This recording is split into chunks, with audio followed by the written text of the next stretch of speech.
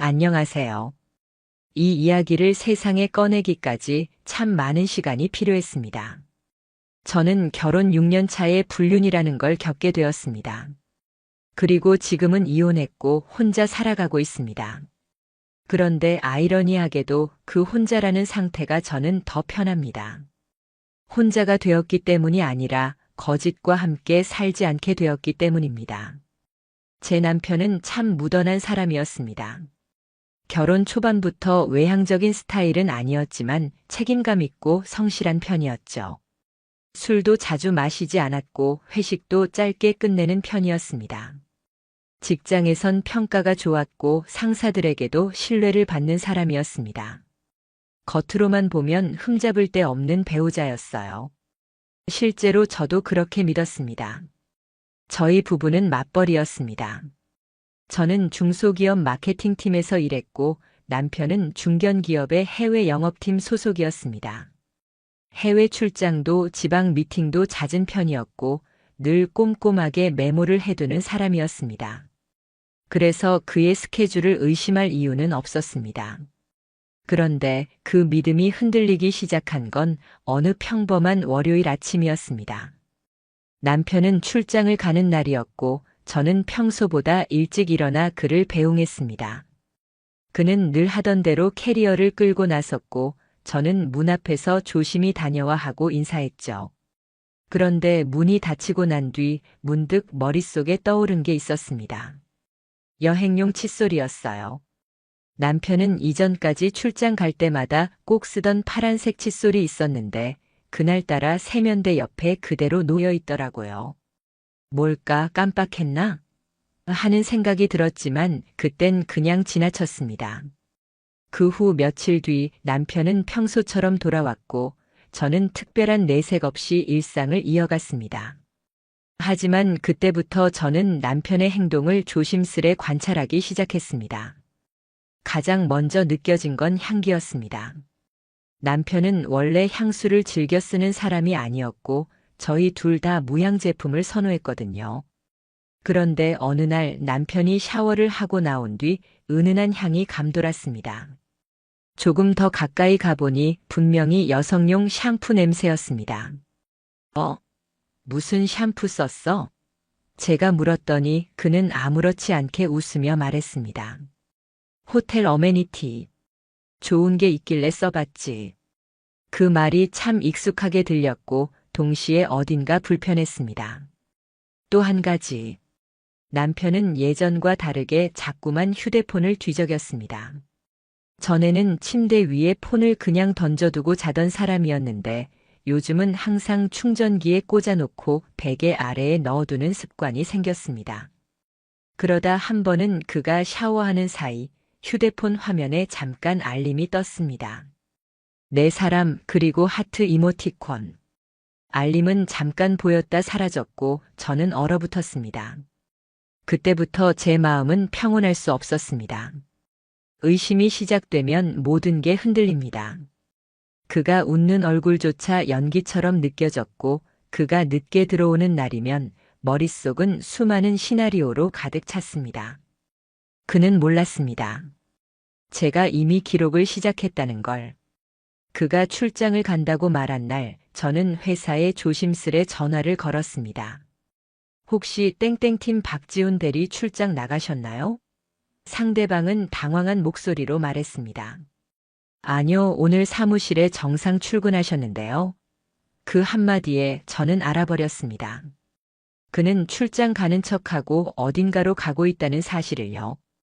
그리고 그날 밤 저는 그가 자는 동안 그의 캐리어를 열어봤습니다. 그 안에는 서류나 회사 자료는 하나도 없었습니다. 대신 커플 파자마, 보온 텀블러 2개, 그리고 여성용 클렌징 오일이 들어있었습니다. 저는 그때 결심했습니다. 확실한 증거가 필요하다. 사설 탐정에게 연락한 건 그 다음 날이었습니다. 저는 감정을 앞세우지 않았습니다. 남편이 외도를 하는 것 같습니다. 이번 달 말에 다시 출장을 간다고 합니다. 그 동선 추적과 사진 그리고 신원까지 모두 부탁드립니다. 그 탐정은 잠시 침묵하더니 말했습니다. 확인해 보겠습니다. 너무 오래 끌지 않겠습니다. 그날 이후 저는 남편에게 더 다정하게 굴었습니다. 그가 눈치채지 않도록, 그가 더 방심하도록, 그가 더 진하게 거짓말을 하도록. 남편이 다시 출장이라는 단어를 꺼낸 건 그로부터 2주 후였습니다. 이번엔 목요일부터 토요일까지. 땡땡 지점 쪽 클라이언트랑 새 계약 논의해야 해. 그는 익숙하게 말을 꺼냈고 저는 마치 아무것도 모르는 듯 고개를 끄덕였습니다. 그래. 그럼 그날 저녁엔 내가 친구 만나러 갈까봐. 집 비울 테니까 편하게 준비하고. 그렇게 말하면서도 제 속은 바늘방석 같았습니다. 그가 짐을 싸는 소리를 들으면서 저는 속으로 숫자를 세기 시작했습니다. 1, 2, 3.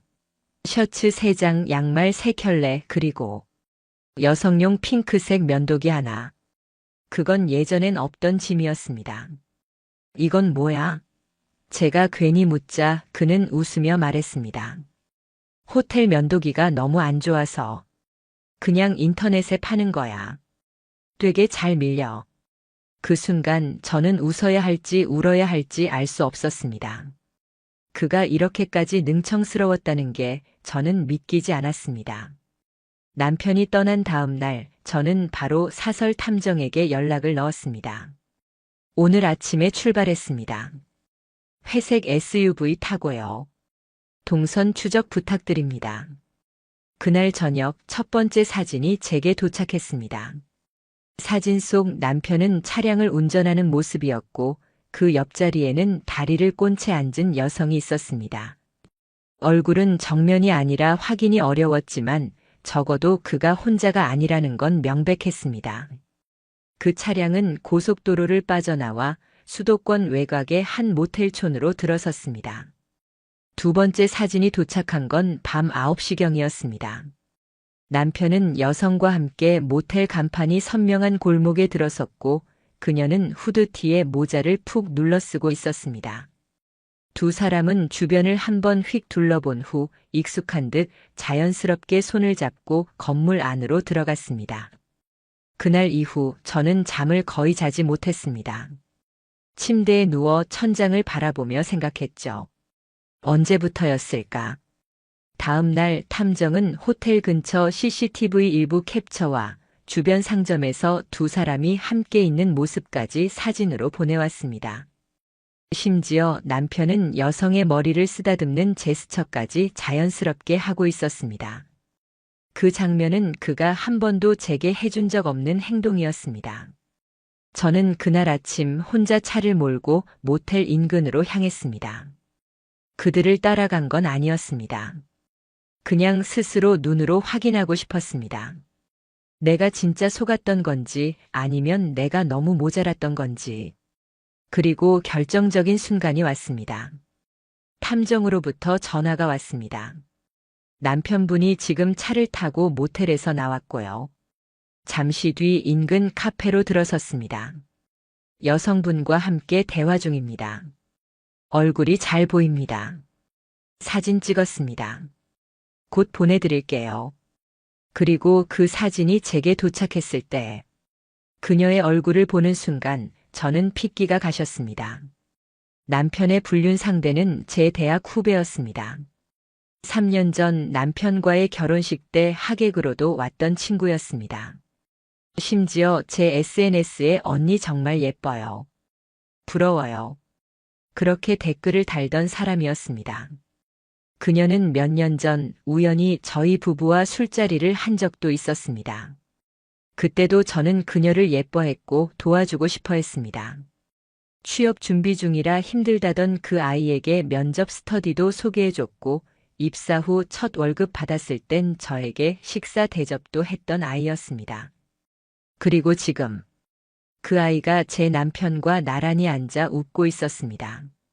그녀의 손가락에는 커플링 같은 반짝이는 반지가 있었고 남편은 그녀의 머리카락을 살짝 귀 뒤로 넘겨주고 있었습니다. 저는 그 사진을 노트북 바탕화면에 깔아두고 다시 탐정에게 말했습니다. 이제부터 더 확실한 증거가 필요해요. 호텔 예약 내역, 카드 사용 기록, 차량 동선, 모든 걸 문서로 만들어주세요. 며칠 후 보고서가 완성되었습니다.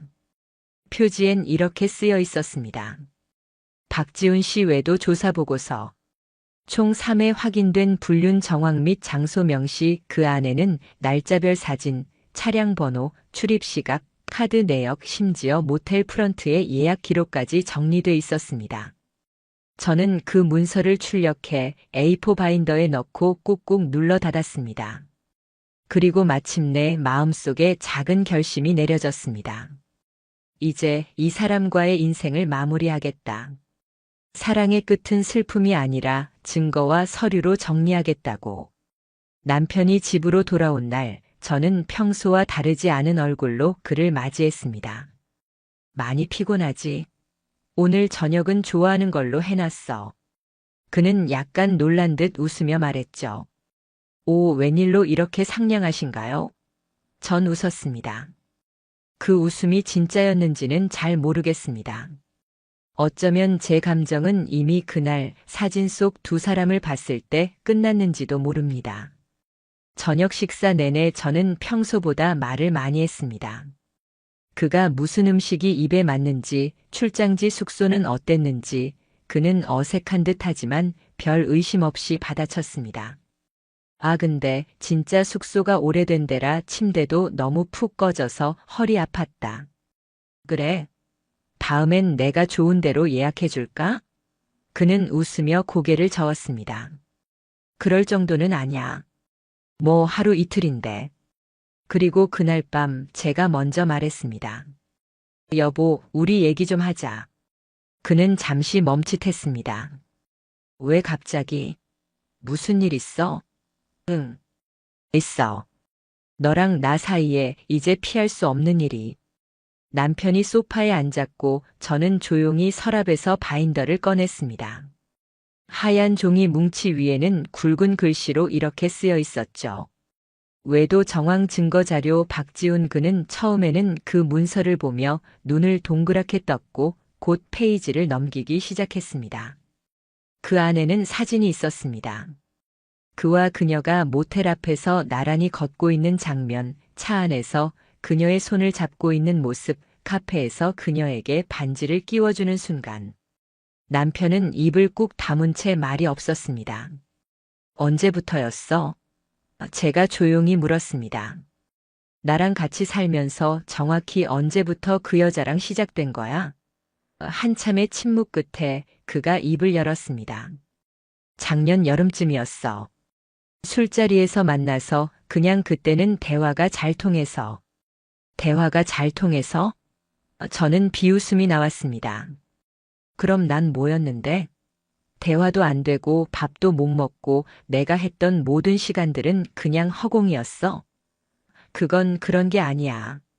그는 급히 손을 들며 말을 잇습니다. 처음엔 진짜 실수였고 몇 번 지나니까 그냥 헤어지질 못했어. 헤어지질 못한 게 아니라 안 한 거겠지. 저는 담담하게 말했습니다.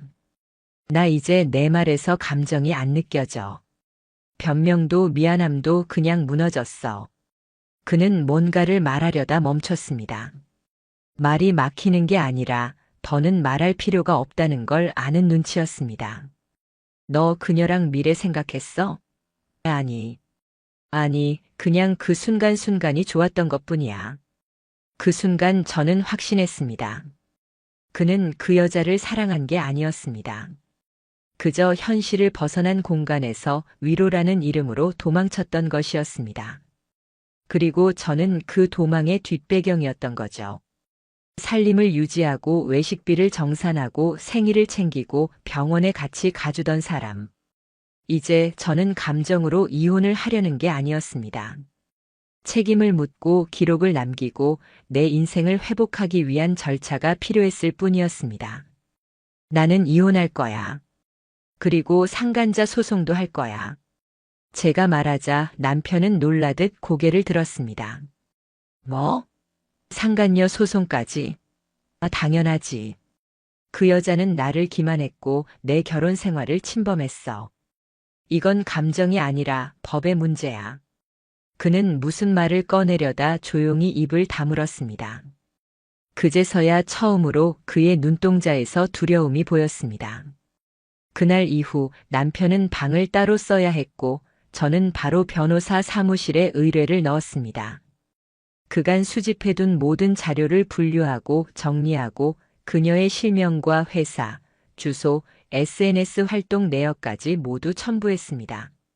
상담 중 변호사는 조용히 말했습니다. 이 정도면 전형적인 계획적 외도입니다. 위자료 청구는 충분히 가능하며 상간녀도 민사소송 대상이 됩니다. 저는 고개를 끄덕였습니다. 이건 복수가 아니라 정리예요.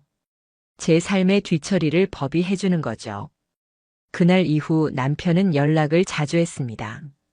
정말 그 여자까지 고소해야겠어? 나는 책임질게. 그러니까 그녀는 건드리지 마. 넌 원래 그런 사람 아니었잖아. 그 말에 저는 이렇게 답했습니다. 맞아, 나 그런 사람 아니었지. 하지만 그건 내가 망치기 전 이야기야. 남편과 마주 앉아 그 모든 증거를 보여준 후 제 마음은 이상하리만치 조용했습니다. 눈물도 없었고 분노도 없었습니다. 그 대신 끝내자는 단호한 확신만이 또렷하게 자리를 잡고 있었습니다. 이혼 진행할게. 그 한마디를 남긴 후 저는 다음 날 오전 변호사 사무실을 다시 찾았습니다. 합의 이혼은 안 하실 건가요? 변호사는 조심스럽게 물었습니다.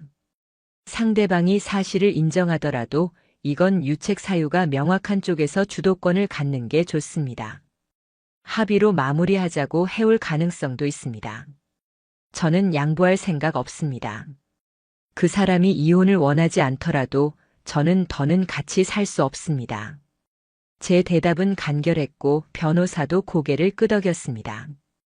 이혼 소송은 혼인 파탄의 책임이 명백한 배우자를 상대로 청구가 들어가는 방식이기 때문에 불륜의 증거가 명확한 저의 입장은 유리했습니다. 게다가 저는 이혼과 동시에 상간자 소송도 함께 준비 중이었기에 법적으로 흔들릴 여지는 없었습니다. 이혼 소장을 접수하고 며칠 뒤 남편의 반응이 왔습니다. 그는 문자를 통해 합의하자 위자료 줄 테니 조용히 끝내자고 이야기했지만 이미 저는 결정한 상태였습니다. 내가 합에 운운할 자격은 없어. 내가 보여준 증거들은 그냥 시작일 뿐이야. 법적으로 정리하자. 그는 더는 아무 말도 하지 않았습니다. 그로부터 2주 후 상간녀에게 내용 증명이 도착했다는 확인이 왔습니다. 내용 증명에는 불륜 정황 사진, 숙박업소 출입 시각, 신체 접촉 장면, 카드 결제 내역, 차량 동선까지 담겨 있었습니다. 물론 제가 직접 작성하지는 않았습니다. 변호사가 철저하게 준비한 자료였고 감정이 아닌 사실로만 구성돼 있었습니다. 며칠 후 그녀가 저에게 직접 연락을 해왔습니다. 언니 나예요. 그때 언니 결혼식에 갔던 나 기억하죠?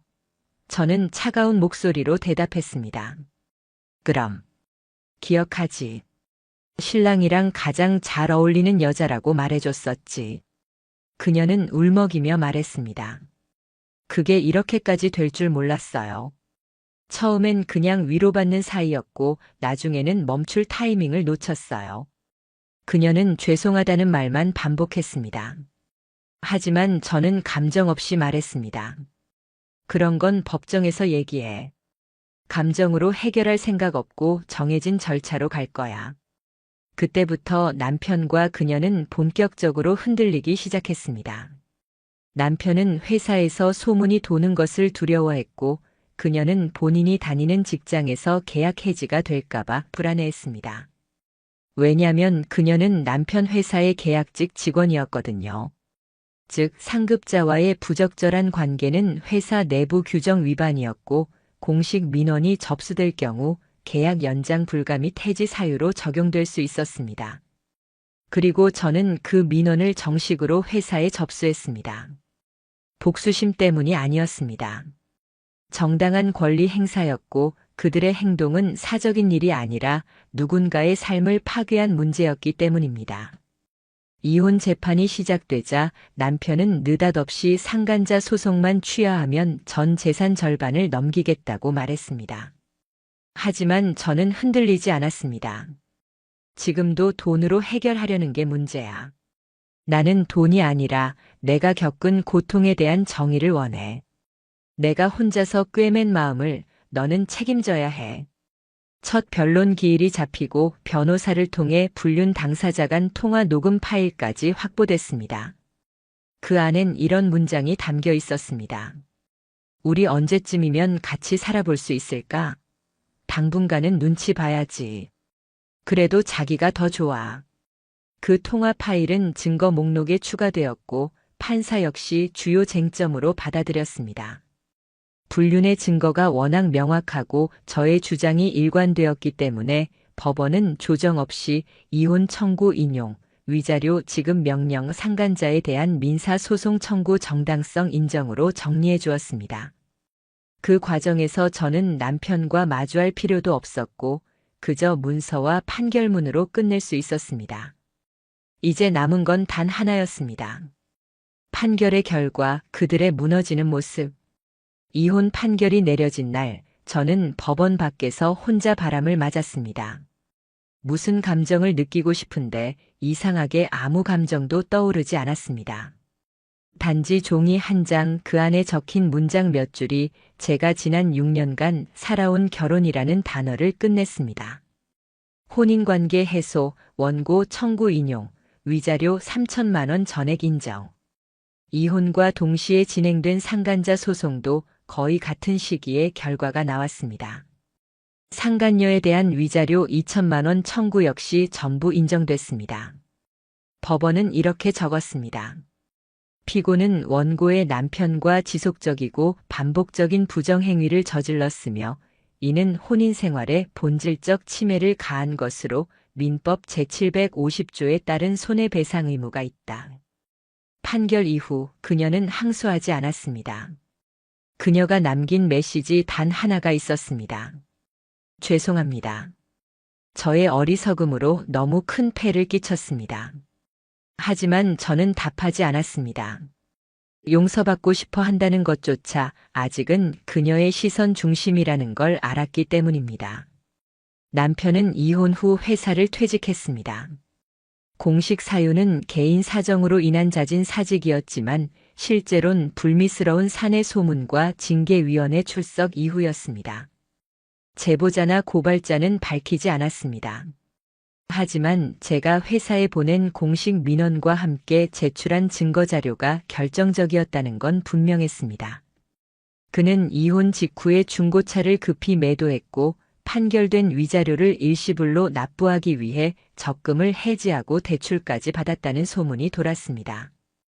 공동 명의였던 전셋집도 저에게 소유권을 넘겼고 현재는 고시원 비슷한 곳에 잠시 거주 중이라는 이야기를 지인을 통해 들었습니다. 그렇다고 제가 그 이야기를 듣고 통쾌했냐고요? 솔직히 말하자면 아니요. 통쾌함은 오래가지 않았습니다. 사람이란 그렇게 단순하지 않더라고요. 복수를 완성했다는 감정보다는 그저 내가 버텼고 무너지지 않았다는 자각이 더 오래 남았습니다. 상간녀는 판결 직후 남편이 다녔던 회사와의 계약이 종료됐습니다. 계약 종료 사유는 명확히 공개되지 않았지만 공식적으로는 계약 갱신 포기 통보였다고 합니다. 그녀 역시 저에게 따로 연락을 시도하진 않았고 SNS 계정을 비공개로 전환한 후 모든 게시물을 삭제했습니다. 어느 날 우연히 그 여자 이름을 검색했는데 예전에 제가 팔로우했던 계정이 더는 존재하지 않는다는 메시지만이 떠올랐습니다. 제가 받은 위자료는 전부 심리치료와 자기 회복에 사용했습니다. 상담센터에 등록했고 정신과 의사와 정기 상담도 받았습니다. 시간이 조금 걸렸지만 그 선택은 제 삶을 바꿨습니다.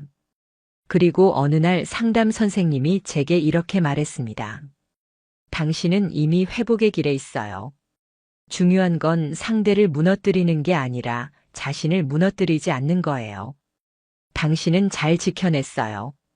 그 말에 저는 처음으로 소리 없이 울었습니다. 지금 제 일상은 단조롭습니다.